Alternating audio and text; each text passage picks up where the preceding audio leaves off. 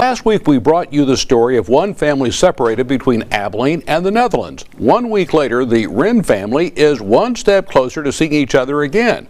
Our Dan Booth has the story. At least pretend I'm happy for our son, because I don't want him to, feel all of this. After receiving advice not to fly to her native country, the Netherlands, because of concerns surrounding the pandemic, Bente Rien unintentionally overstayed her 90-day visa. Weeks later, she did fly to the Netherlands with her now 18-month-old son, but when they tried to return to the United States, she ran into some legal trouble. Despite all of her paperwork being in order, she's been banned from returning to the U.S. for 3 years for overstaying her visa. In addition to Rien being separated from her husband and stepson for months, she's also 6 months pregnant. The thought of having to have our daughter here without my husband, that's really scary for me.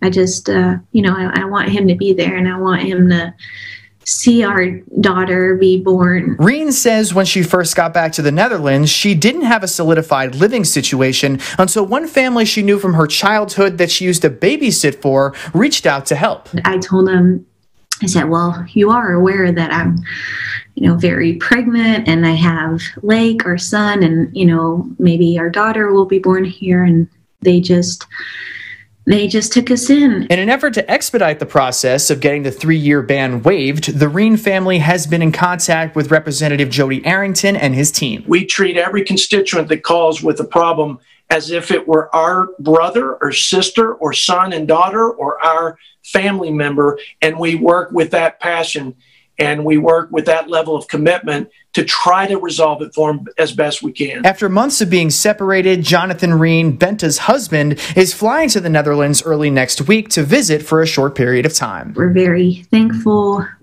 but also I'm just amazed by the goodness of people. For BigCountryHomepage.com, I'm Dan Booth.